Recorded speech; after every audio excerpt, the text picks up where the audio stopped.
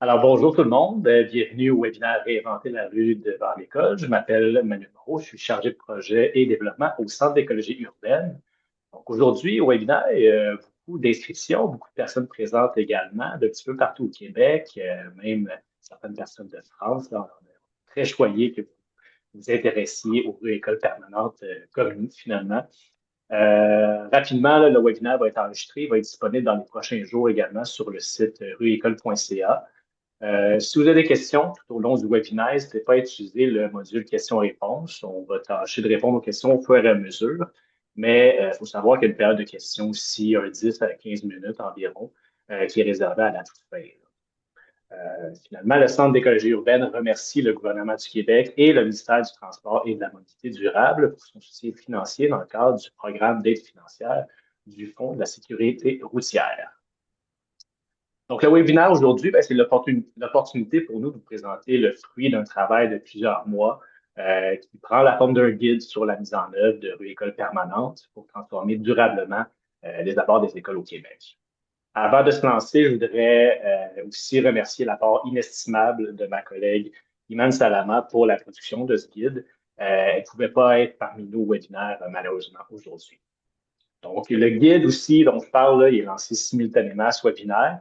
Il va vous être accessible là, aussi sur le site, aujourd'hui même, là, sur le site rueécole.ca, s'il n'est pas déjà accessible au moment où on se parle. Donc, maintenant, avant de vous présenter pourquoi il nous semblait nécessaire de développer ce guide-là, cet outil-là, puis de vous présenter aussi ce qu'on y retrouve, je vous partage le déroulé de la séance.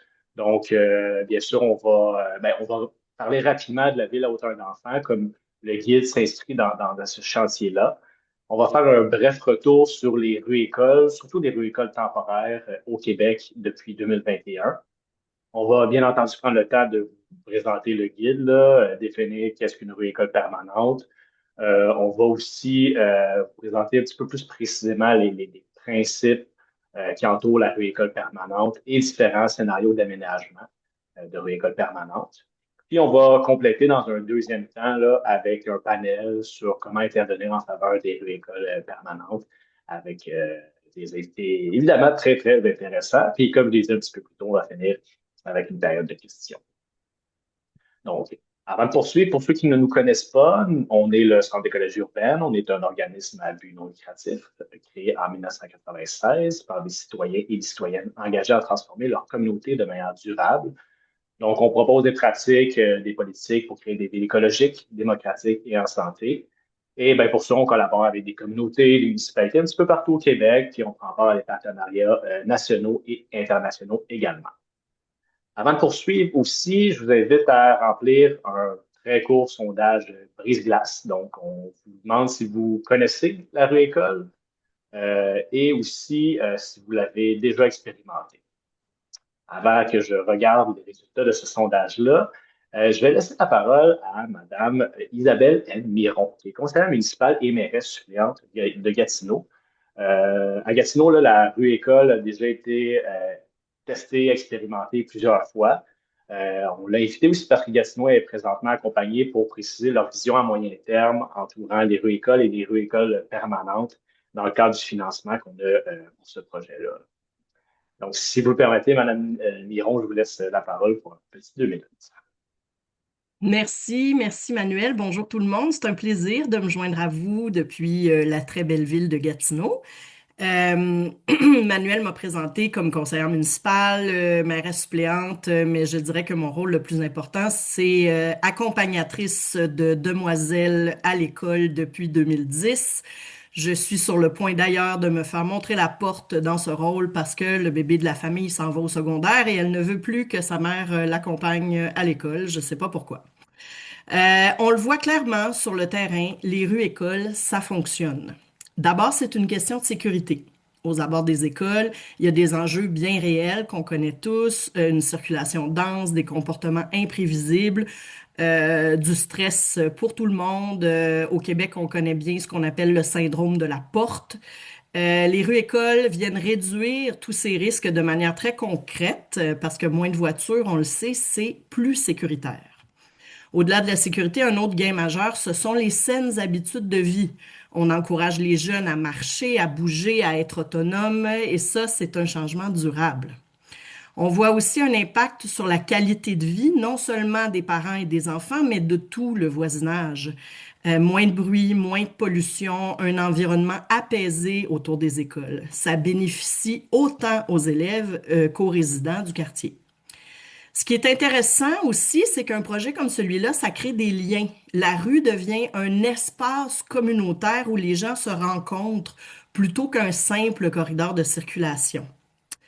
Le rôle des villes dans un enjeu comme celui-là, il est très clair. On a les leviers pour agir au niveau municipal, que ce soit par la réglementation, l'aménagement, le soutien aux écoles ou aux organismes. Ce qu'on fait à Gatineau, c'est travailler en collaboration avec le milieu. On teste, on ajuste et surtout, on écoute les citoyens. D'ailleurs, il y a quelques mois de ça, il y a des jeunes d'une école du secteur de Hall à Gatineau qui sont venus au conseil municipal réclamer une rue école. Et ce sont les jeunes eux-mêmes qui nous l'ont demandé. Donc, je suis contente de dire qu'on travaille là-dessus. C'est un travail d'équipe. Il faut que les élus, le milieu travaille de concert avec les fonctionnaires, évidemment. Toutes les instances doivent être mises à profit. C'est une approche progressiste, ambitieuse. Au final, le choix collectif qu'on fait de créer une rue école, c'est celui de mettre les enfants au cœur de nos décisions. Merci et bon webinaire.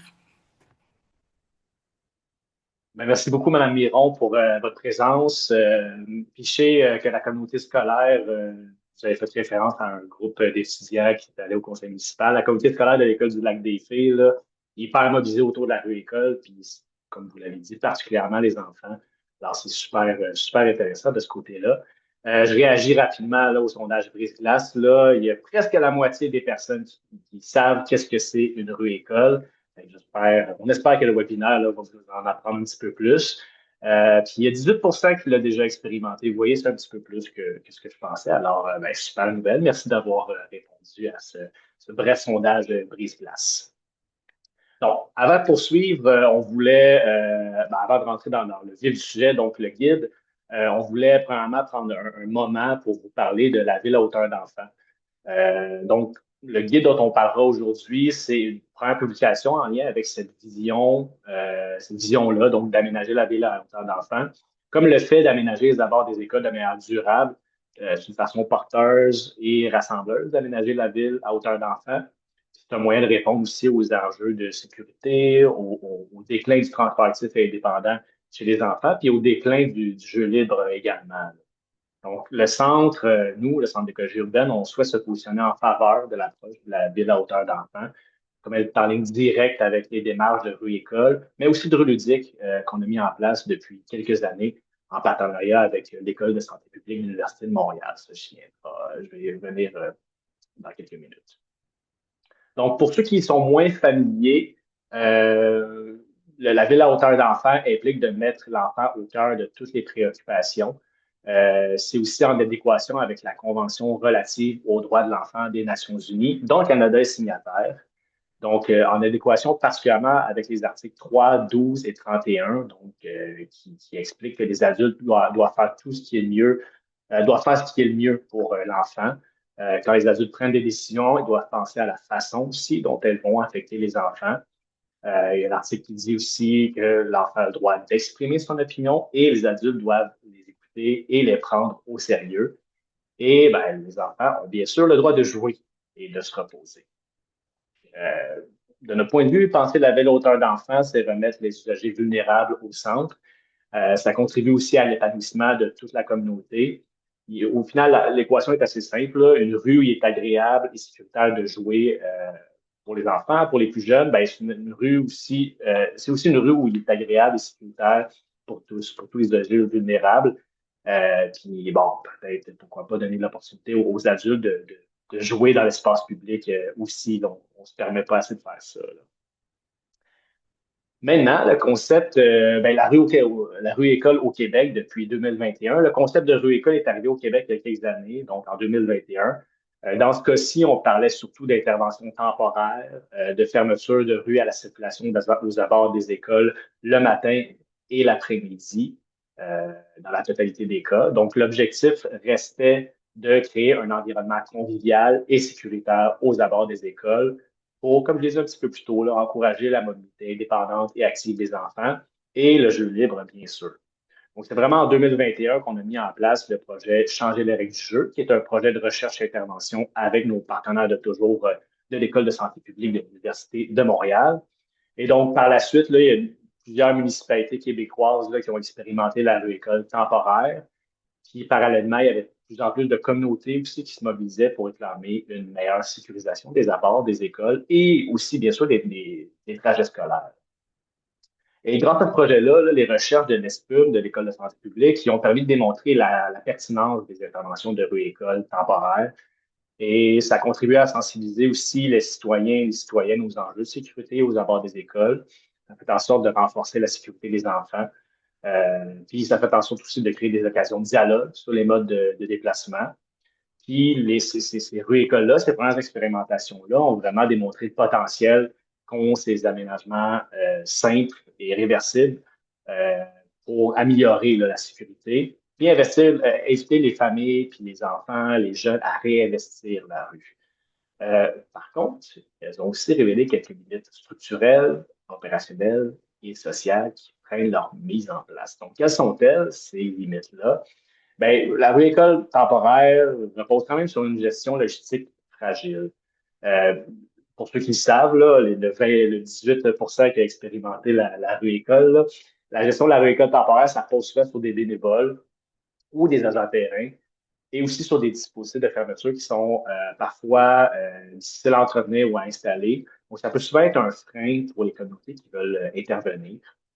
Une des limites aussi, ben, il y a certains défis en ce qui a trait à la sécurité routière, donc qui sont liés à des comportements à risque. Donc, parfois, il y a une signalisation parfois insuffisante ou peu claire, puis des cohabitations parfois problématiques aussi aux abords des écoles, du fait que les interventions de rue-école temporaires sont vraiment euh, temporaires ou des fois éphémères même. Là.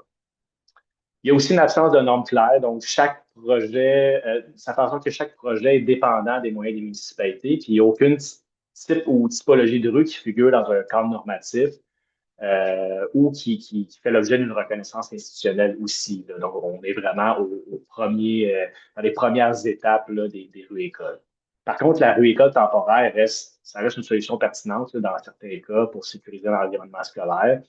Mais il nous semblait quand même nécessaire là, d'établir une vision plus durable, cohérente et structurante de la rue école. Puis par ce fait même, là, on voulait instaurer une transition vers la pérennisation par une gouvernance solide, par des aménagements réfléchis aussi, là, donc qui dépassent l'échelle de la rue pour s'ancrer dans l'échelle du quartier. Donc, quand je faisais référence au trajet scolaire, là, c'est un peu dans cette ordre d'idée-là qu'on veut établir les bonnes bases là, pour la rue école permanente. Donc maintenant, un guide de mise en œuvre de rue école permanente. Donc, concrètement, le premier pas pour y arriver, là, pour nous, c'est de développer un guide de mise en œuvre de rue école permanente.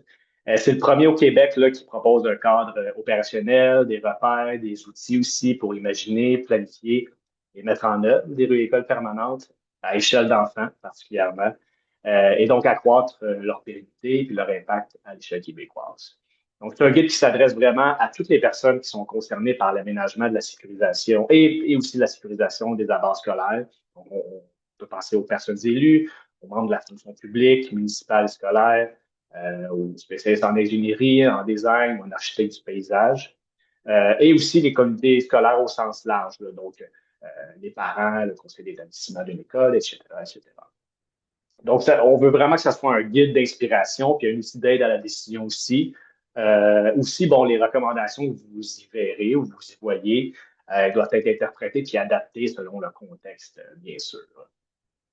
Donc, maintenant, j'en parle depuis tantôt là, de rue école permanente. Rue école permanente, mais qu'est-ce que c'est? Parce qu'on entend précisément par une rue école permanente, on n'est pas très, très loin du modèle de rue école temporaire, bien sûr, mais c'est une rue puis une section de rue qui est située à proximité immédiate d'un établissement scolaire et aménagée durablement prioriser les déplacements piétons et assurer un environnement sécuritaire, que ce soit sur une voie ou sur l'ensemble de la chaussée.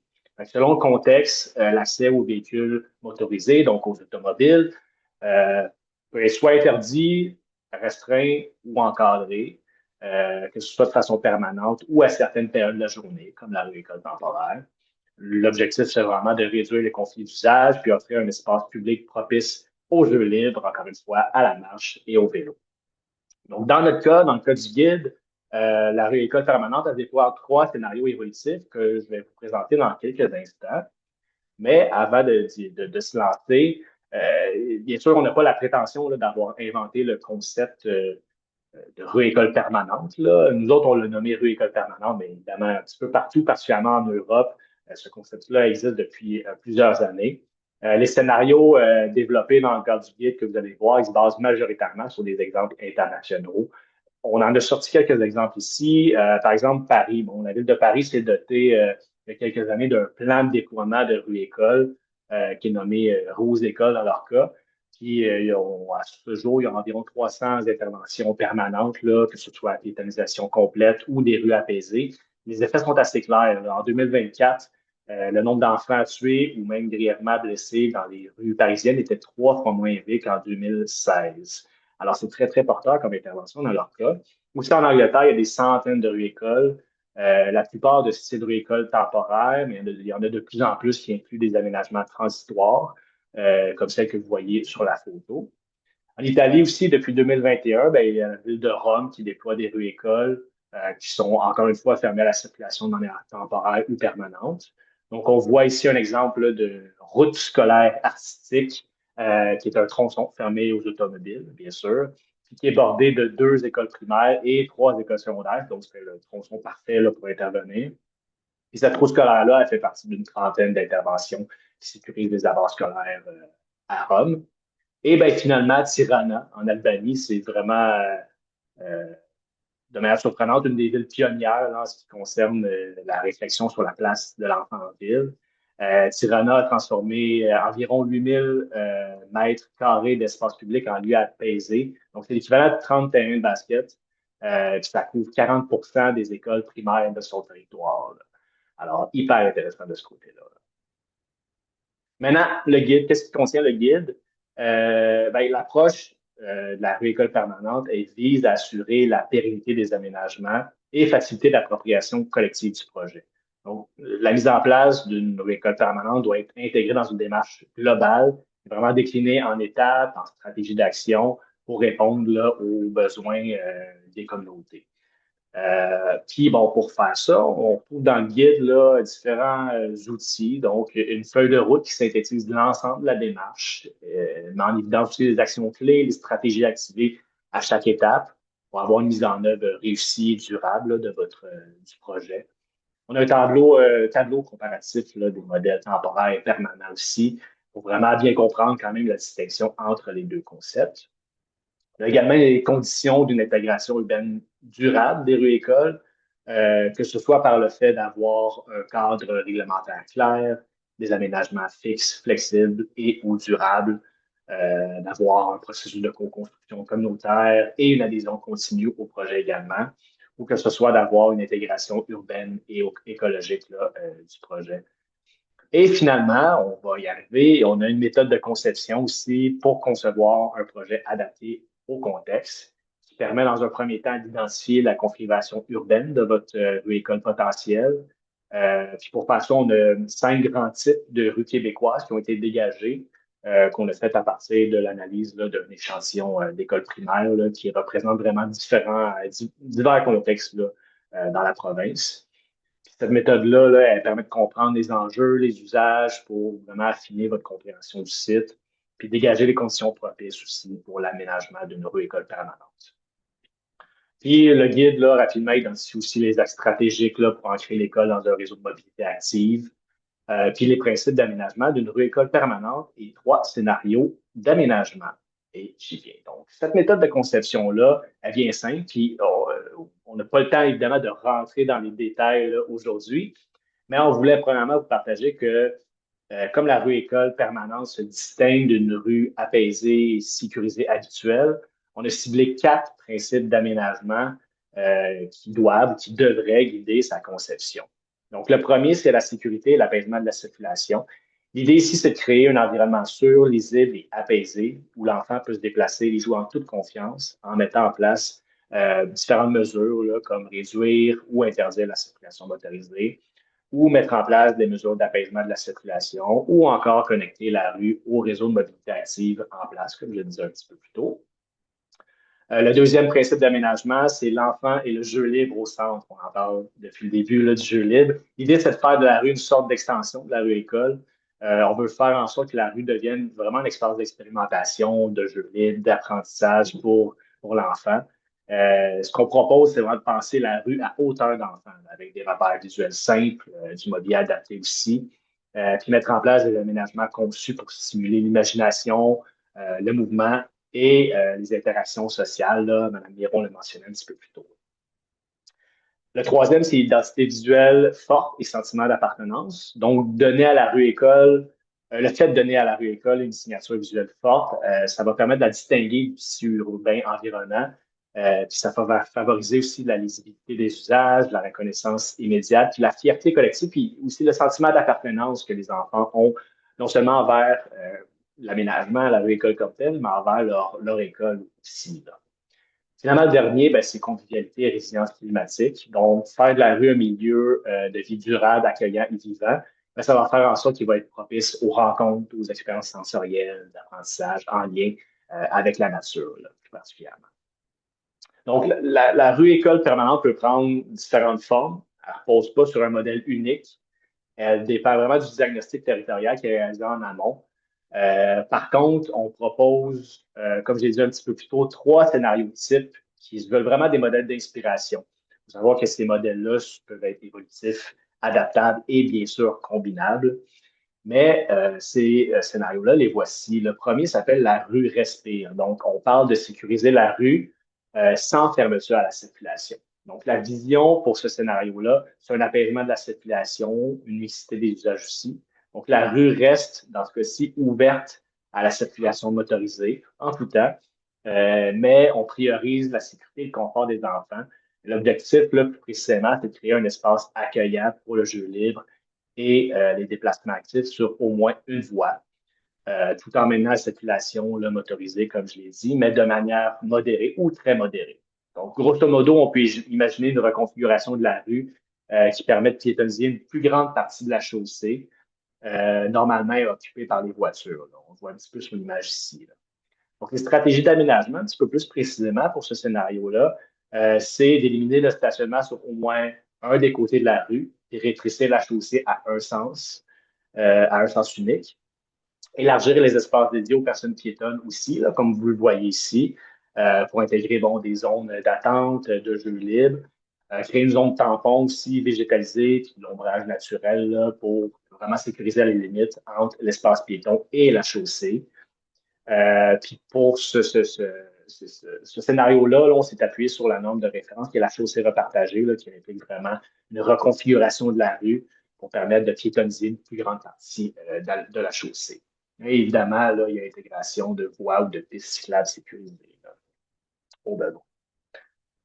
Deuxième scénario, qu'on a appelé la rue Caméléon, on parle de fermeture temporaire de la rue. Donc, dans ce cas-ci, là, la vision, c'est un apaisement et une flexibilité temporelle. Donc, un peu comme la rue école temporaire, là, la rue s'adapte au moment de la journée aux besoins. Donc, elle est ouverte à la circulation en temps normal avec une priorisation piétonne. Puis, à des heures ciblées, elle est réservée aux piétons avec une circulation motorisée restreinte ou très, très restreinte. L'objectif, c'est vraiment de reprendre, comme je l'ai dit, les acquis de la rue école temporaire en intégrant un dispositif permanent de gestion des accès. Donc, les enfants peuvent reprendre possession de la rue pour jouer, se déplacer librement le matin ou l'après-midi. Puis les familles peuvent s'approprier l'espace là, pour transformer l'espace finalement en place publique éphémère. Donc, en gros, c'est comme une rue école temporaire, mais avec une vision beaucoup plus durable, avec un objectif de s'éloigner le plus possible d'une gestion de la circulation par des bénévoles ou des agents terrain. Aussi, bon, la stratégie d'aménagement, vous l'aurez compris, là, c'est d'éliminer ou restreindre le stationnement sur rue pour vraiment libérer l'emprise. Dans ce cas-ci, la rue, là, vous voyez, avec des dispositifs de fermeture permanents et fermés à la circulation. C'est sûrement le matin ou l'après-midi. Et aussi, bon, c'est ça, installer un dispositif permanent là, de gestion des accès. Fait que la norme de référence avec laquelle on s'est inspiré, c'est la rue partagée, où la circulation véhiculaire est maintenue, mais où la circulation piétonne est priorisée.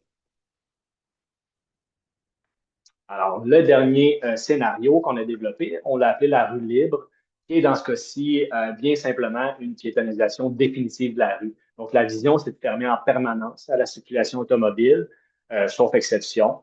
Puis, elle vise vraiment à transformer la rue en espace public piétonnier, totalement sécurisé, convivial, structurant pour les enfants et pour la communauté aussi au sens large, bien sûr. Donc, l'objectif, c'est de créer un espace public permanent qui franchit un seuil supplémentaire d'appropriation collective pour vraiment créer un espace public scolaire sécurisé, ludique, verdoyant et accessible, où bien sûr la priorité piétonne est acquise en tout temps. Là. Dans ce cas-ci, les stratégies d'aménagement sont assez simples. Là. Bien sûr, éliminer le stationnement sur rue, éliminer complètement la circulation, qu'elle soit locale ou de transit, puis vraiment libérer l'espace là, public piéton. Puis, bien sûr, ben, intégrer des dispositifs permanents de fermeture définitive. Dans ce cas-ci, on s'est inspiré de la norme de référence de la rue piétonne, qui est bien sûr une interdiction à la circulation des véhicules. Alors, bien sûr, dans ce guide, là, les scénarios sont plus détaillés. On parle de mesures de cohabitation, on rentre un peu plus dans le détail au niveau des aménagements à potentiellement intégrer aussi. Puis, on a également, là, vous le verrez, un encadré sur le cadre réglementaire. Euh, Avant de terminer là-dessus, je tiens à remercier ma collègue Isabelle Séraphin qui a travaillé très, très fort sur les visuels et ces scénarios-là. Je salue Isabelle. Maintenant, on est bien dans les temps, je crois. On peut tout de suite aller vers le panel. Donc, c'est ça. Pour la deuxième partie, on a rassemblé des panélistes de différents horizons pour discuter de leur expérience et des moyens pour intervenir en faveur des rues écoles permanentes.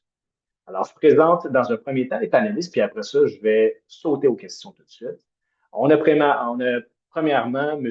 Sylvain Lambert, qui est conseiller municipal du district Vieux-Saint-Hubert-La-Savane à Longueuil et responsable des infrastructures, de la mobilité durable et de la transition écologique et de la zone aérospatiale au conseil exécutif de la ville de Longueuil.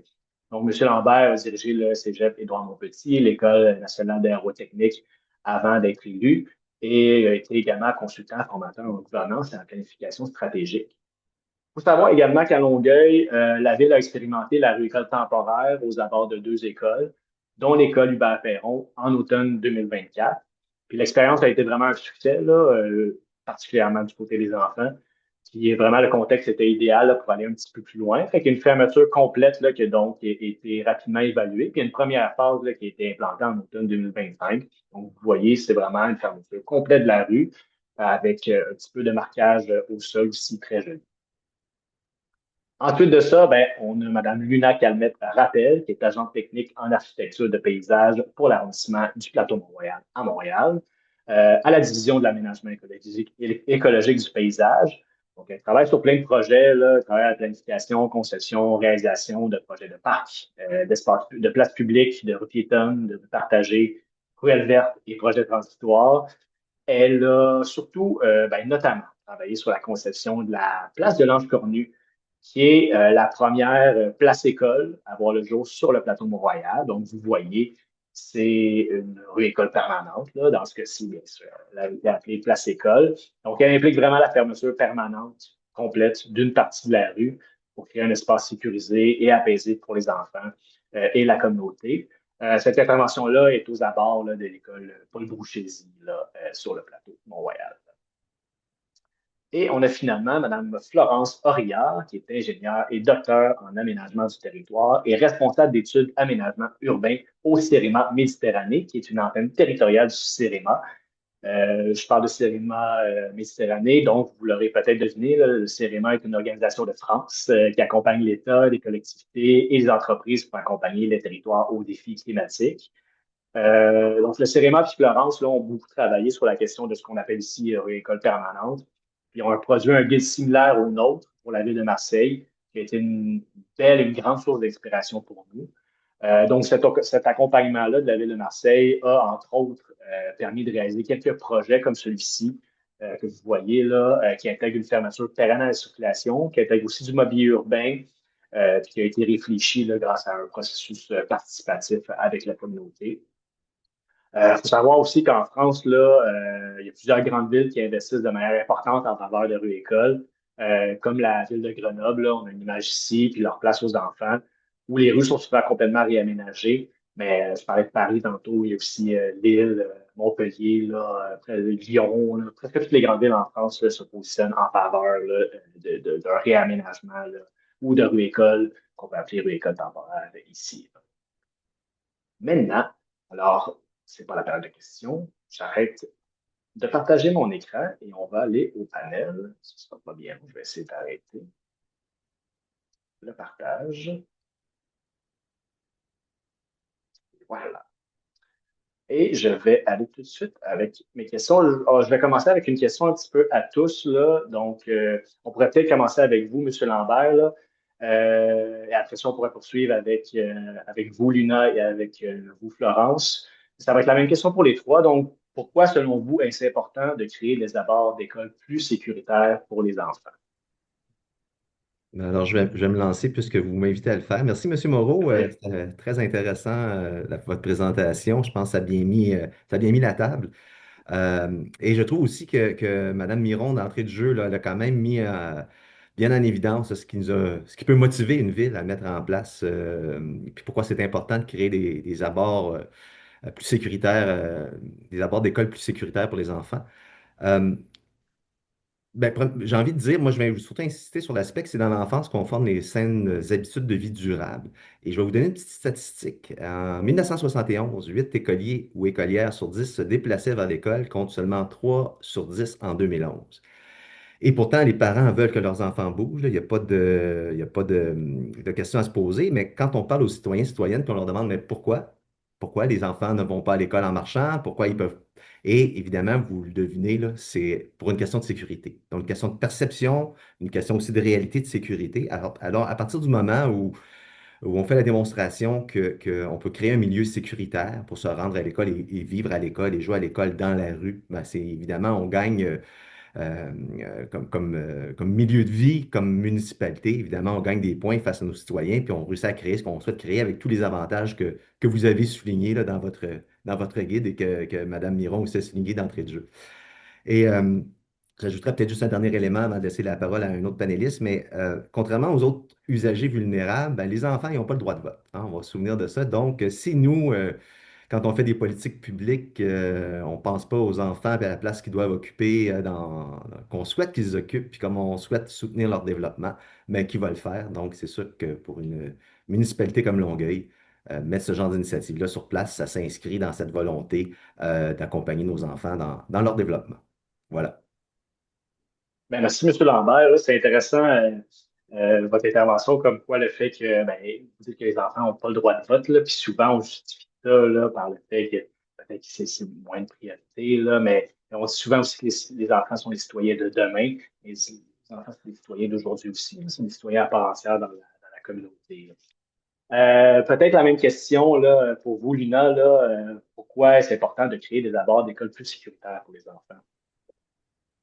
Ben, je pense que ça va aller dans le même sens, là, mais moi, ce que j'avais en tête, c'est ça, c'est que, tu sais, puisque dans leur déplacement, les enfants, ils sont plus vulnérables, plus imprévisibles, ils sont plus petits aussi, pour certains, pour les plus jeunes. Il y a donc, tu sais, nécessairement un risque qui est plus grand pour eux face aux voitures, puis notamment à proximité des écoles où il peut avoir, tu sais, de façon régulière des flux de circulation plus significatifs, là, notamment, tu sais, aux heures d'entrée et de sortie des enfants. Euh, c'est aussi, je pense que c'est ça, tu sais, important de considérer, là, d'offrir aux enfants des lieux, mais aussi des parcours qui sont plus sécuritaires, où ils peuvent aussi là, expérimenter dans leurs déplacements, alors qu'ils sont justement là, des citoyens qui sont en apprentissage, en découverte de la ville, puis de son fonctionnement, puis de ses codes.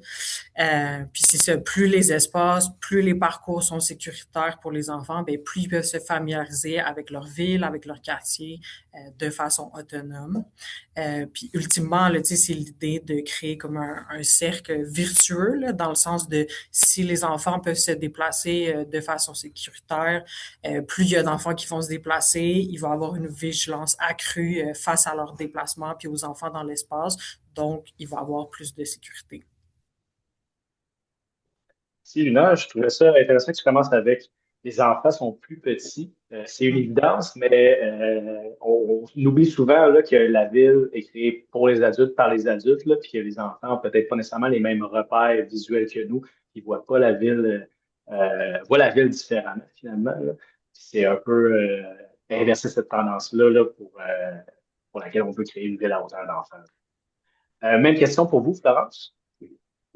Oui, bonjour à tous. Bah, je pense que mes collègues panélistes ont déjà dit beaucoup de choses. Moi, j'ajouterais peut-être un point sur la notion de parcours vers l'école.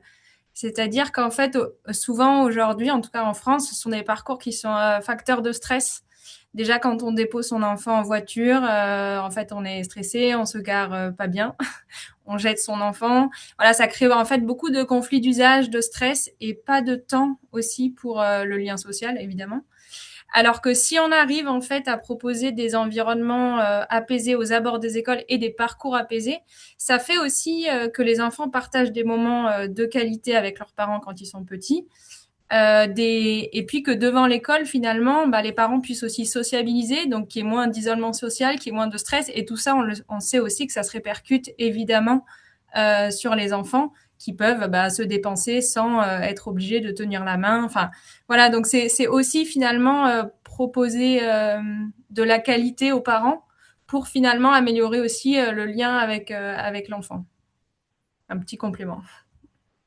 Florence, je trouve ça super intéressant de vous amener cet élément-là parce qu'on axe souvent les bienfaits de la rue école sur la sécurité routière là, dans l'environnement scolaire, mais cet aspect de stress-là, réduction de stress-là là, est tout autant bénéfique, là, évidemment. Maintenant, j'ai une question un petit peu plus spécifique pour vous, M. Lambert. Là. En fait, on aimerait savoir là, comment une rue école permanente peut s'intégrer dans une vision globale de quartier. Oui, ben au départ, je vous parlais de sécurité routière. C'est beaucoup ça qui a guidé, mais il y a une histoire, là. Il y a comme un narratif qui nous a amenés vers, euh, vers la rue École. Au départ, au fond, et puis là, je remonte à 2021, là, on a créé, on voulait que la ville, puis là, je vais partir de façon plus large, que la ville serait repris les rues pour les enfants. Il fallait laisser l'espace pour les enfants dans les rues. Alors, on a mis en place le programme Ma rue pour jouer. Et ça a eu tellement de succès, les gens trouvaient ça intéressant, que là, on est allé plus loin, on a fait Ma rue pour tous, parce qu'évidemment, oui, il y avait des enfants, il y avait des personnes âgées, donc on était vraiment dans une perspective de sécurité au printemps 2023. Au printemps 2024, on a adopté un règlement qui autorisait le jeu dans la rue. Donc, on allait de plus en plus loin dans notre volonté de se réapproprier la rue, qui, malheureusement, en Amérique du Nord, est très associée aux véhicules automobiles, là, et repenser cette rue-là. Et ça nous a amené à un programme de sécurisation aux abords des écoles. Et de là, on a fait la mise en place de deux rues écoles temporaires et ensuite la rue école permanente que vous avez vue tantôt. Donc, on est beaucoup parti du volet sécurité, mais en ayant en tête aussi qu'il y avait probablement d'autres bénéfices du fait d'avoir ces rues écoles-là, et on le voit en termes de socialisation, en termes de possibilité d'exploiter l'école à l'extérieur des moments scolaires. Donc, oui, pendant l'école, c'est intéressant, la rue école, mais c'est aussi approprié par les citoyens pour y faire des fêtes, pour faire autre chose, le service de garde aussi qui en profite. Et ça donne aussi, ça a permis à l'école d'avoir, je dirais, un plus grand terrain de jeu, parce qu'en plus, je ne sais pas si vous avez remarqué sur les photos tantôt, là, mais notre rue donne sur un parc, donc là, on ouvre un espace vert et un lieu extraordinaire. Donc, on est parti d'une question de sécurité, on a élargi une question de milieu de vie, et une réécole, ben, ça s'inscrit là-dedans. Donc, et évidemment, puis vous l'avez un peu présenté aussi dans votre guide, hein, ça peut se déployer. Ça, l'idéal de la rue école permanente où c'est fermé, c'est super. C'est pas possible, évidemment, dans le cadre bâti qu'on a. Parfois, c'est impossible. Il faut de la circulation, il y a des résidents. Il peut y avoir une certaine forme de complexité, mais je pense que l'important, c'est justement c'est surtout la vision derrière ça, c'est de tendre vers cette capacité à aménager des espaces qui font qu'on a une rue pour tous, évidemment, incluant les enfants, là, considérant le sujet dont on parle aujourd'hui, mais on peut penser aussi aux aînés, puis on peut penser à l'ensemble de la population. En fait, tout le monde y gagne, on le pense pour les enfants, mais à la fin, finalement, ça sert à toute la communauté. Donc, on abolit un peu les frontières entre ces différents espaces-là, puis on crée quelque chose qui est très rassembleur. C'est intéressant parce que vous avez parlé d'un peu de l'histoire, le narratif, là, puis c'est un peu l'idée de la réécole permanente aussi, là. C'est pas nécessairement d'aller directement dans du dur, dans du béton, des aménagements permanents, mais c'est de regarder qu'est-ce qui peut être faisable au tout début, tu sais, que ce soit par des programmes comme Dans ma rue on joue ou justement des réécoles temporaires comme vous l'avez fait à Hubert-Ferron pour finalement tendre vers du permanent, pour vraiment tenter le terrain, là, puis voir qu'est-ce qui est faisable, qu'est-ce qui n'est pas faisable également. Euh, Ensuite, j'ai une autre question peut-être pour vous, Florence, là, puis peut-être en complément à M. Lambert par la suite. En fait, pourquoi c'est important d'impliquer la communauté et surtout, comment le faire? Oui, c'est une bonne question. Mais je pense pourquoi l'impliquer? Déjà parce qu'on n'a pas le choix. Parce qu'en fait, ce sont des lieux, enfin les écoles, ce sont des lieux à forte intensité sociale. C'est approprié, ça touche le quotidien des gens. Et donc, de toute façon, même si jamais on essaye de porter un projet sans implication de la communauté, ça va pas marcher. Je pense que c'est une première bonne raison. Une deuxième raison importante, c'est que impliquer la communauté, si on le fait dès le début, ça permet aussi de faire parler la majorité silencieuse. Je sais pas comment ça se passe chez vous, mais en tout cas, en France, c'est souvent les gens qui viennent en voiture qui parlent le plus fort. Et en fait, souvent, on n'entend pas le fait qu'il y ait déjà en fait 70% des gens qui emmènent leur enfant à pied, mais eux, on les entend pas. Et donc, si on implique la communauté pour savoir quel est leur ressenti au quotidien dans le trajet, comment ils viennent à l'école, d'où ils viennent à l'école, et ben finalement, on s'assure aussi des alliés dans le projet derrière. Et on s'assure aussi une capacité à évaluer l'intérêt du projet. Donc, si on demande aux gens quelle est leur satisfaction aujourd'hui ou quelle est leur perception, et ben du coup, on va pouvoir aussi demander ça après expérimentation ou après projet pérenne. Et on va pouvoir dire, en fait, on a quand même amélioré la vie des gens, même s'il y a peut-être 3 personnes qui viennent en voiture qui vont être très mécontents. Mais au final, on va être capable de prouver que le projet apporte bien à la communauté. Et comment le faire? Eh ben, il y a plein de méthodes possibles, et notamment des méthodes qui mobilisent un peu le sensible. Par exemple, on peut demander aux enfants de dessiner aujourd'hui leur rue d'école. C'est assez incroyable, hein, la manière dont ils perçoivent les espaces. Et donc, si on le fait avant-après, on peut, par exemple, voilà, impliquer la communauté, montrer comment on peut transformer la vie des enfants. Le diagnostic participatif auprès des parents et des enseignants pour, j'ai dit, hein, mais les parcours, les blocages, les conflits, les solutions à trouver. On peut aussi faire des ateliers de sensibilisation, de concertation et éventuellement même de co-construction du projet. Donc ça aussi, ça marche bien, c'est vraiment intéressant. Et puis ensuite, dans la partie plus projet, on peut faire des plantations participatives, des marquages participatifs, du mobilier qui a été fait à partir de dessins d'enfants. Et pardon, j'ai oublié, mais tout au début du projet aussi, ce qui est hyper intéressant, c'est de faire des balades sensibles ou des balades techniques sur le terrain avec les acteurs. Donc de prendre les élus, de faire des balades croisées avec même enfants, parents d'élèves, élus, techniciens, et un matin de dépose devant l'école, et ça fait très facilement ressortir l'ampleur du problème à traiter. Merci pour ce portrait assez complet, Florence. Peut-être un complément d'information, M. Lambert, sur cette question-là. Pourquoi c'est important d'impliquer la communauté et ou comment le faire? Oui, ben, je vais le formuler un peu autrement. En fait, je pense qu'un projet comme ça ne peut pas voir le jour si on n'implique pas la communauté, hein. Je pense que c'est pas juste important, c'est absolument nécessaire. Ne serait-ce que quand on veut faire vivre le projet, ça prend des bénévoles, donc c'est beaucoup d'énergie, beaucoup de temps. C'est aussi, comme ça devient un projet qui dépasse l'école, bien évidemment, nos partenaires scolaires doivent être là, les résidents du secteur, mais on peut penser aux gens de la santé, des services sociaux, il y a quand même un impact bénéfique. Alors, si on veut en faire un projet qui a une portée qui va au-delà d'une cour d'école agrandie, ben, il faut absolument faut s'associer à ces gens-là. Et comme dans toute gestion du changement, si on veut que les choses arrivent, ben, il faut que ça parte de la base. Puis il faut que les gens voient la valeur ajoutée. On parle beaucoup du projet Hubert Perron qui a été une belle réussite. On en est très fiers. L'autre projet a été peut-être un peu. On a connu certaines difficultés, notamment parce que veut pas, c'est un changement en termes de circulation, en termes de facilité d'arriver à sa course. Il y a des entrées de cours qui sont des riverains qui sont à proximité. Donc, cette gestion du changement-là nécessite nécessairement que dès le départ, on en fasse un projet qui est mobilisateur. C'est beaucoup plus facile par la suite de faire vivre puis de voir, d'amener tout ça à son terme et d'en faire quelque chose qui est un succès finalement.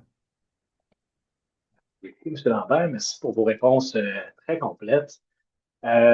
Prochaine question, je commencerai peut-être avec vous, Luna. Là, je sens que vous aviez très hâte à répondre à votre question. Et peut-être compléter par la suite avec vous, Florence. Donc, ben, quels critères définissent la qualité d'une école permanente réussie selon vous, Luna? Ben, je vais répondre avec mon chapeau d'aménagement.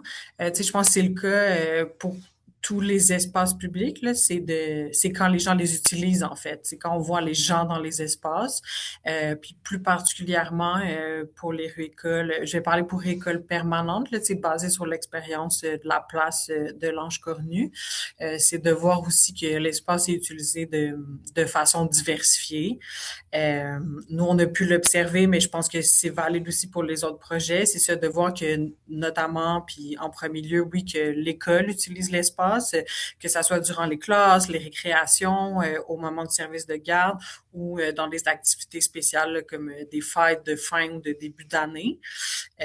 Surtout dans le cas où les écoles, ils ont une petite cour d'école, là, on voit vraiment que c'est un prolongement puis ils vont vraiment utiliser cet espace-là, c'est ça, pour faire des activités de plus grande envergure. Puis on voit là, nécessairement, euh, comme Florence le mentionnait, là, l'importance de ces espaces-là, puis de voir que c'est utilisé au moment de transition, entre la maison et l'école. Nous, c'est quelque chose qu'on a vraiment observé puis qu'on a trouvé très beau et comme touchant un peu là, dans les premiers temps de voir que à la fin de l'école, notamment durant la belle saison, que les parents justement prenaient le temps de rester, de se parler, de se rencontrer, de s'asseoir sur le mobilier qui était initialement réfléchi plus pour les enfants, mais de voir que c'était un endroit qui s'animait en fait, puis qu'on venait vraiment c'est ça créer comme une place publique. Puis je pense aussi que ce qui nous dit que ça fonctionne, c'est quand les autres citoyens aussi vont utiliser cet espace-là, que oui, c'est clairement ultimement plus orienté et réfléchi vers les enfants, vers l'école, mais que c'est aussi des espaces pour l'ensemble des citoyens, puis que ben, on veut que tout le monde finisse par les utiliser puis se les approprier. Merci, Luna. C'est un fait qu'avoir on va appeler ça une place publique, mettons un espace public dédié spécifiquement aux enfants, c'est très rare, ou pour ne pas dire Mm. inédit, là, mettons, excluant les parcs qui sont quand même très cadrés, très restreints. On voit bien dans le cas de la place de l'Ange Cornu, comme quoi c'est quand même un succès monstre, pourrais dire. Peut-être complément ou pour répondre à cette question-là, Florence? Oui, je suis tout à fait d'accord avec ce que dit Luna, mais du coup, je vais compléter. En termes de critères, on peut aussi, mais c'est vraiment complémentaire à ce sujet des usages. On peut aussi dire qu'une rue comme ça, elle est réussie si on observe moins de conflits d'usage et si on a un taux de satisfaction de la communauté, donc ça veut dire parents, enfants, résidents, communauté pédagogique, si on est capable de montrer que avant après on a une amélioration de la satisfaction, et c'est quand même ça fait partie des projets qui sont qui ont des taux de satisfaction qui sont exceptionnels pour des projets d'aménagement, hein. Souvent on est à plus de 80% de satisfaction. Donc voilà, c'est aussi important de s'appuyer là-dessus. Et puis dans certains cas, si on a vraiment été ambitieux en termes de réduction de trafic ou de fermeture de la rue, on peut aussi se dire que une rue comme ça, elle est réussie si on a une baisse du bruit, si on a une amélioration de la qualité de l'air. Voilà, ça fait aussi partie de critères de la santé, surtout qu'on sait que le bruit dans la rue, s'il rentre dans l'école, on sait qu'il fait aussi baisser la concentration et les capacités d'apprentissage des enfants, idem pour la qualité de l'air. Donc voilà, c'est des critères plus scientifiques d'analyse, mais ça fait aussi partie de la réussite. Mhm. C'est beaucoup, Florence. Merci, Lina. On est dans les toutes dernières questions là, pour le panel, ce très court panel. J'aimerais peut-être vous poser, vous demander à vous quatre, là, et j'ai inclus Mme Miron, euh, qu'est-ce que c'est quel est votre souhait, en fait, pour des villes mieux adaptées aux besoins des enfants? Donc, on parle beaucoup de la ville à hauteur d'enfant. Donc, quel est votre souhait pour ceci? Je vais inverser l'ordre un petit peu pour ça. Je pourrais peut-être commencer avec vous, Florence. Après ça, allons-y avec Luna, Monsieur Lambert et Mme Miron, finalement. Donc, Florence, quel est votre souhait pour des villes mieux adaptées là, aux enfants, aux besoins des enfants? Bon, c'est un souhait un peu plus personnel, du coup. Enfin, je pense que c'est déjà de revoir des enfants dans l'espace public, parce qu'en fait, ça fait partie de ce qui rend heureux, je pense, d'une certaine manière, de voir des enfants jouer, des enfants courir, et d'avoir une sorte de maillage, en fait, d'espace de qualité devant la bibliothèque, devant l'école, devant la piscine et que finalement ça permette aussi aux enfants de s'approprier plus tôt l'espace public, de se sentir chez eux en ville. Voilà. C'est Florence. Lina, à vous. J'ai pris quelques notes puis j'avais une liste plus exhaustive, mais je vais dans le même sens là. Je pense que c'est ça, ça nous fait se projeter dans le temps puis rêver un peu là, c'est à quoi ça pourrait ressembler. Je pense que c'est ça. Tu sais, c'est comme dans le cadre des projets, tu sais, oui, ultimement, c'est que ça soit plus sécuritaire, tu sais, à échelle humaine. Puis comme on disait, là, c'est que finalement, ça bénéficie à tout le monde, puis que les enfants, ils se sentent en sécurité, là, justement, pour avoir envie, puis la possibilité de découvrir leur ville, leur quartier. Puis comme Florence disait, tu sais, ils se sentent confortables de se les approprier aussi, de se sentir appartenir à ces espaces-là. Je souhaiterais aussi, comme on a mentionné, là, tu sais, qu'on réfléchisse aussi pas comme désenclaver les différents espaces que les enfants utilisent, en créant aussi des parcours qui vont pouvoir emprunter de façon sécuritaire. Euh, donc, c'est ça, tu sais, c'est oui d'implanter des projets de rue école permanente, de place école, mais c'est ça, de vraiment, tu sais, désenclaver ces espaces-là pour que les enfants expérimentent dans un parcours sécuritaire, puis pas seulement, tu sais, le point A au point B, puis qu'il n'y a pas d'expérience, tu sais, entre ces deux espaces-là. Donc, tu sais, dans le cas des rues écoles, pas seulement la maison ou l'école, mais qu'est-ce qui se passe en fait entre ces deux destinations-là, puis comment les lieux se connectent entre eux, puis comment se déroule le cheminement des enfants.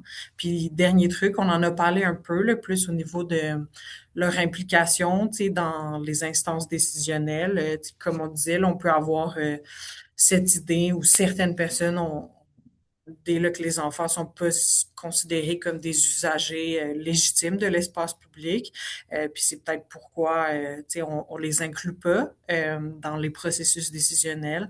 Fait que je pense que ça serait l'idée justement là, de les impliquer dans leur ville, dans la conception des espaces, et puis d'élaborer des démarches participatives durant lesquelles les enfants ils ont la possibilité de se prononcer en fait comment ils imaginent puis comment ils ont envie de vivre dans leur ville.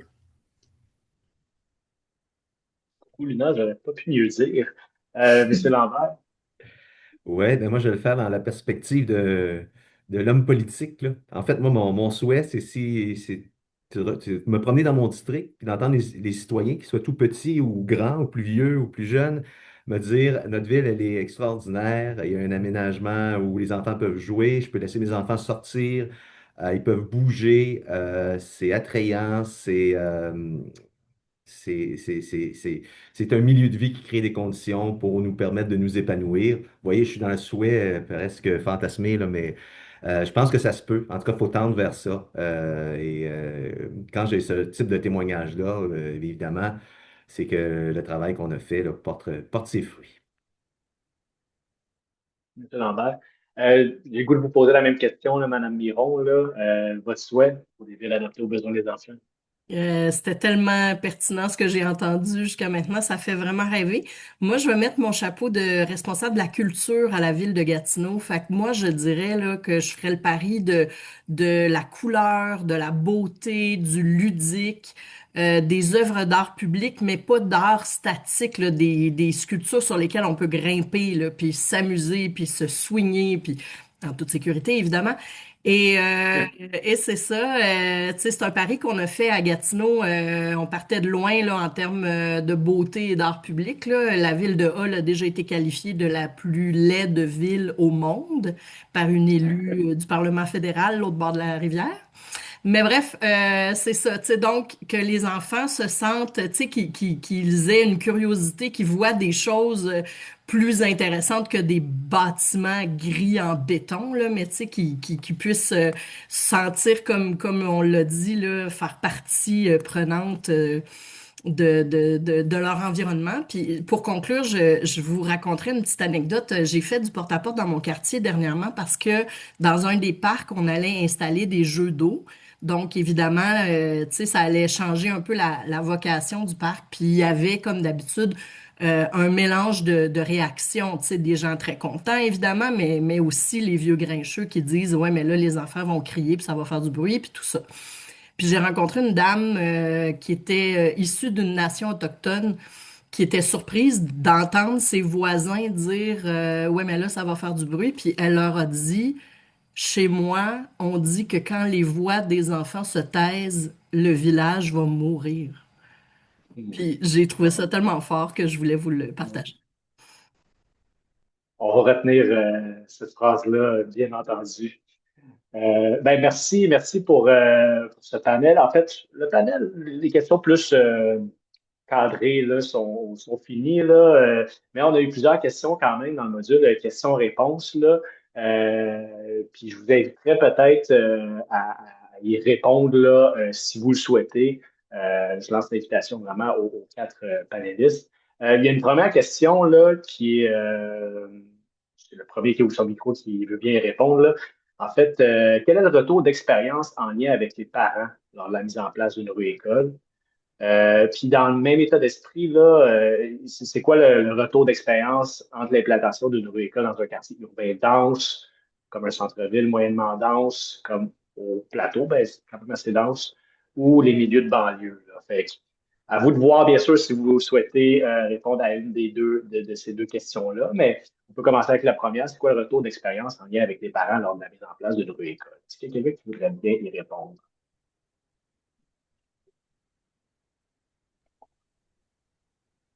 Ben, moi, je peux témoigner pour la France après. Déjà, faut distinguer les parents qui viennent à pied ou les parents qui viennent en voiture. C'est pas le même retour d'expérience. Nous, globalement, on a des projets qui sont extrêmement, enfin, on a un taux de satisfaction extrêmement positif. C'est très rare les cas où il a fallu faire marche arrière sur la mise en place de rues, enfin, de rues devant les écoles apaisées. Mais par contre, effectivement, c'est plus facile. En fait, enfin, en France et je sais pas comment c'est au Québec, mais on a des secteurs scolaires, c'est-à-dire des environnements géographiques où tous les enfants doivent aller à une seule école. Et en fait, si ce périmètre, il est petit parce qu'on est en ville et que c'est dense, du coup, c'est assez facile de dire, bah, en fait, vous avez 5 minutes à pied pour aller à l'école, donc on va fermer et on impose ça. C'est parfois plus dur à aménager dans les contextes plus ruraux où les gens viennent de beaucoup plus loin et donc où forcément il y a plus de flux motorisés à gérer, même si peut-être il y a un parking assez proche de l'école. Voilà. Mais globalement, les retours des parents, en tout cas de ceux qui sont capables, soit qui viennent déjà à pied, soit qui sont capables de venir à pied, il est extrêmement positif. Nous, on dit aux élus que ce sont des projets qui sont assez forts en termes de retour sur investissement. Florence, est-ce qu'il y a quelqu'un d'autre dans le panéliste qui voudrait répondre à cette question-là? Un retour d'expérience en lien avec les parents? Ben, je peux peut-être me lancer. Moi, ce que Oui. j'ai entendu, c'est très, très positif, là. Et oui, il faut quand même, évidemment, nous, c'est plus banlieue. Donc, il faut quand même prévoir qu'il y a encore des parents qui viennent reconduire leur enfant en automobile. Mais chaque école est unique et donc on a eu une situation hyper favorable du côté de Hubert Perron. On a eu une autre expérience, c'était plus difficile et c'était pas tant les parents que les résidents qui voyaient une perte d'un certain privilège quant à la circulation. Puis bon, ça complexifiait un peu les choses. Donc, faut vraiment regarder tous les angles quand on le fait. Mais de façon générale, les parents souhaitent la sécurité, puis ils souhaitent que leurs précieux enfants, puis je mets le mot précieux, là, pas du tout de façon ironique, là, je pense que c'est probablement ce qu'on a de plus précieux comme être humain, puisse évoluer dans un milieu qui est agréable, qui est sain et qui est évidemment ludique et beau. Alors, donc, de façon générale, les parents sont plutôt favorables, sont plutôt positifs dans la mesure où on tient compte des besoins. Des besoins de mobilité de chacun, quand même. Merci, M. Lambert. Est-ce qu'il y a un autre analyste qui voudrait réagir à cette question-là? Ben, je peux répondre, puis répondre un peu aux deux questions en même temps, là. Oui. De notre côté, c'est ça, le retour a été positif, là. On n'a pas nécessairement, tu sais, monitoré là, de façon organisée, mais c'est un peu, je pense que ça revient un peu à ce que je disais plus tôt, là, tu sais, de voir que l'espace est utilisé. Je pense que ça parle justement du fait que les gens, ils adhèrent puis ils embarquent aussi. Puis la particularité, là, c'est ça, pour le plateau, on intervient, en tout cas, du moins pour la place de l'Ange Cornu, puis on travaille en ce moment là, sur un autre projet, rester à l'affût, là, qui devrait être annoncé dans les prochaines semaines. C'est ça, c'est très dense, mais c'est aussi des écoles de quartier, du moins celles sur lesquelles on a intervenu puis on va intervenir. Donc, c'est ça, la majorité des gens viennent déjà à pied, en vélo, en trottinette, tout ça. Fait que l'apport de déplacement et voiture, elle reste quand même minime, mais c'est après, c'est de s'assurer tu sais, qu'on garde des débarcadères, qu'on les déplace au besoin puis qu'on intègre quand même c'est ça, les gens qui vont continuer à venir en voiture. Puis c'est ça, après, le contexte très urbain, puis comme le Sylvain le disait, là, c'est ça, c'est chaque école est unique. Tu sais, l'Ange Cornu, c'était un peu comme un contexte parfait, là, dans le sens où on était entre une école et une église. Fait qu'on est venu, tu sais, vraiment créer le lien entre ces deux espaces-là. Les enfants avaient déjà, tu sais, tendance à traverser en plein milieu de la rue pour aller comme sur le parvis de l'église. Fait qu'on est venu créer un lien entre ces deux espaces-là. Mais il n'y avait pas d'habitation qui donnait directement sur la place. Fait que ça peut simplifier ça, notamment au niveau technique, puis probablement au niveau de l'adhérence aussi au projet. Mais quand c'est ça, on a des citoyens, des résidents à proximité, ben c'est l'importance de les intégrer dans le processus, puis de les tenir au courant. Donc, voilà. Okay.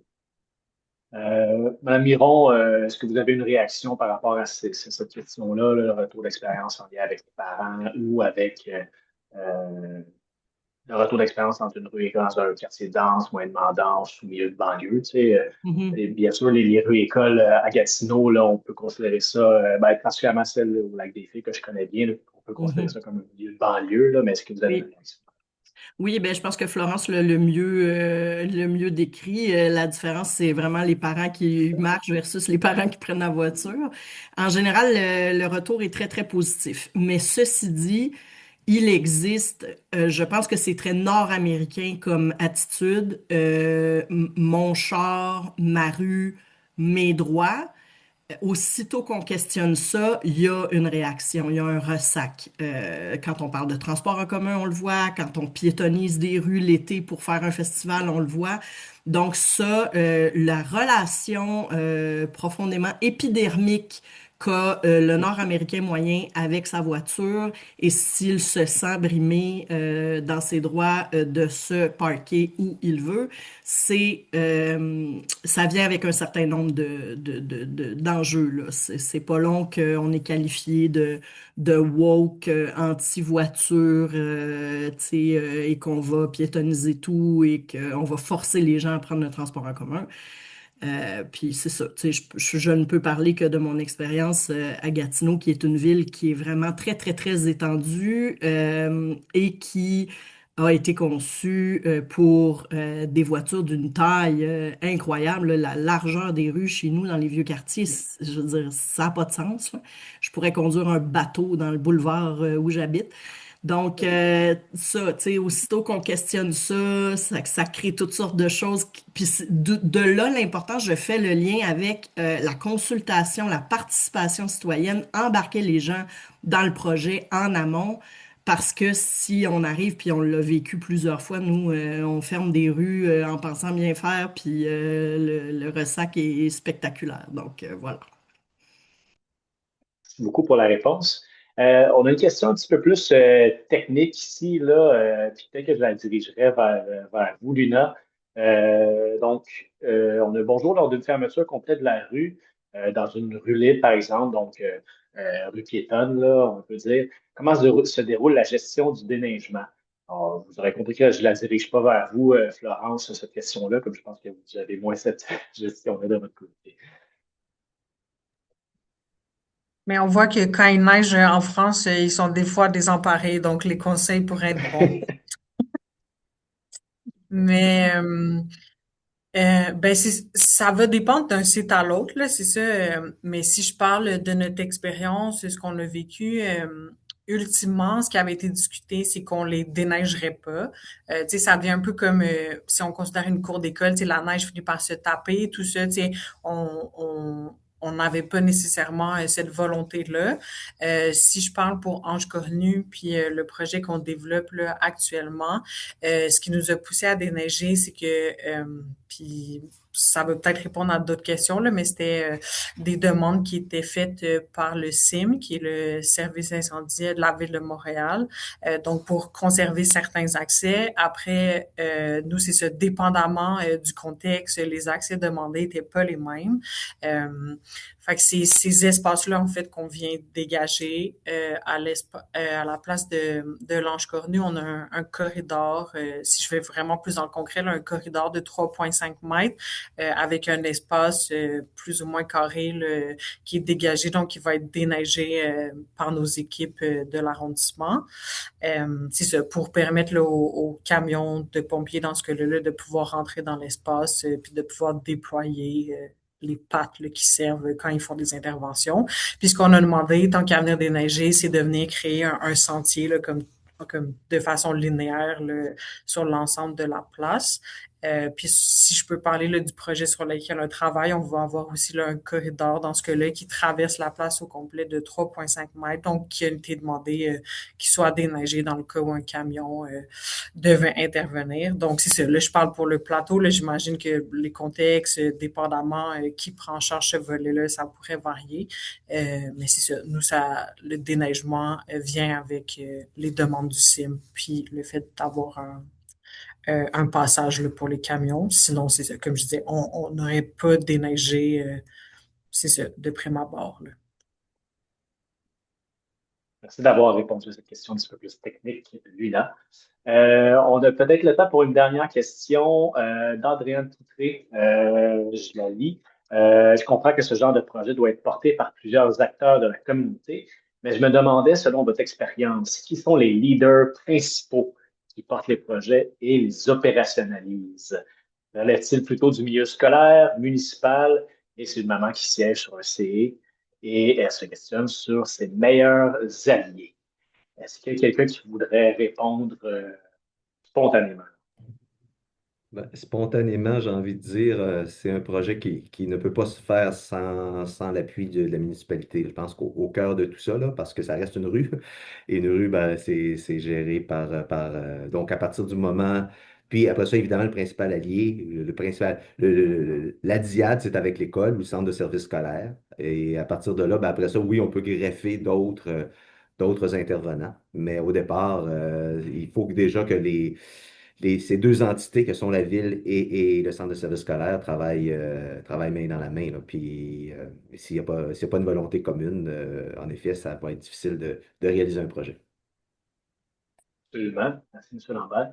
Est-ce qu'il y a quelqu'un d'autre qui voudrait répondre? Moi, je peux y aller.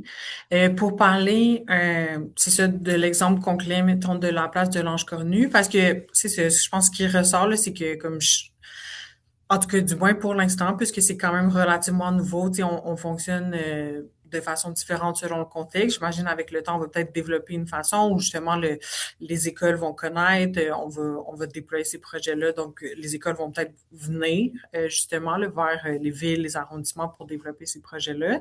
Mais à la place de l'Ange Cornu, c'est quelque chose qui se discutait là, depuis longtemps. De la part de l'école, justement, là, plus concrètement, il y avait eu un agrandissement de leur gymnase qui réduisait quand même de façon substantielle la taille de leur cours. Fait que c'était vraiment avec l'intention de justement de regagner de l'espace, notamment, puis de sécuriser. Fait que comme l'élan de départ est venu de l'école, il y a quand même longtemps avant qu'on réalise le projet, avec des discussions avec les élus, puis ensuite c'est retombé là, dans les équipes au niveau de l'aménagement.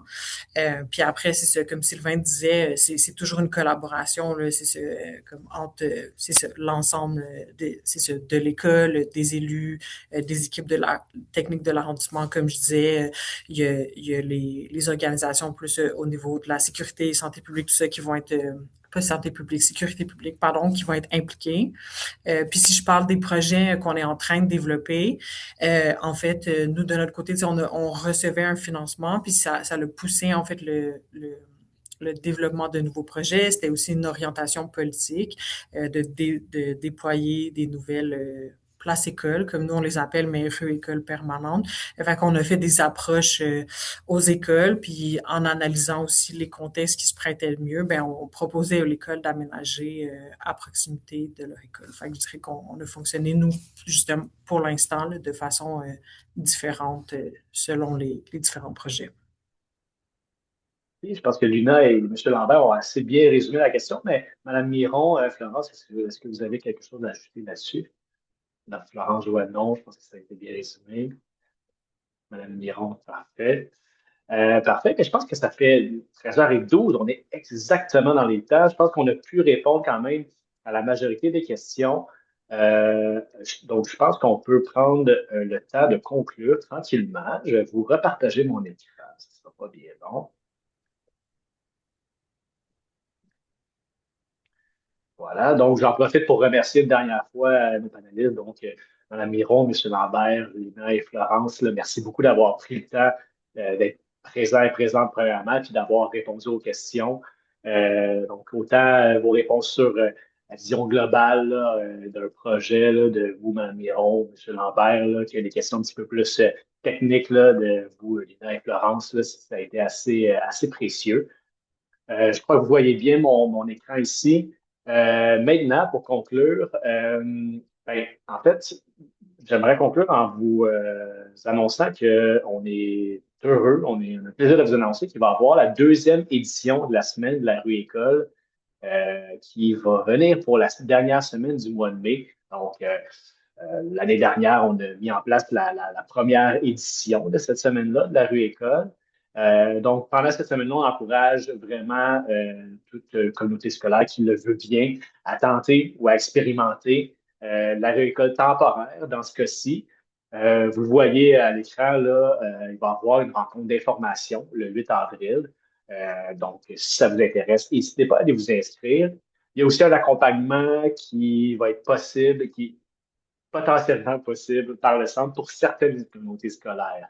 Donc, s'il y a une trentaine de communautés scolaires qui s'inscrivent, un accompagnement personnalisé va peut-être pas être possible, mais on a une boîte à outils également là, qui est disponible dans le cadre de cette semaine-là. Donc, la deuxième semaine de la rue École est rendue possible grâce au soutien de la Caisse d'économie solidaire Desjardins et ça sera du 25 au 29 mai.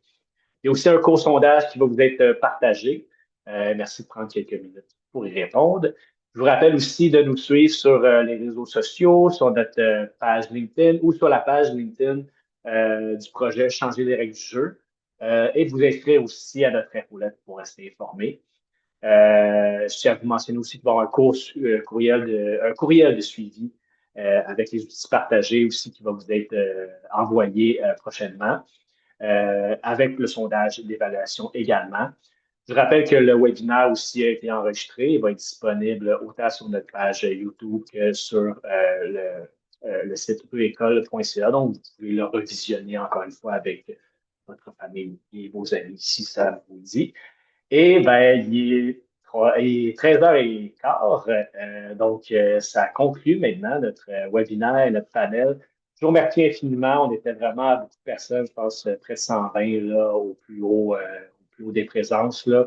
Encore une fois, merci aux panélistes, aux personnes présentes et à l'équipe du Centre d'écologie urbaine ici pour l'organisation de ce webinaire. Et bien, je vous souhaite éventuellement bonne rue école temporaire ou permanente et à très bientôt et bon après-midi.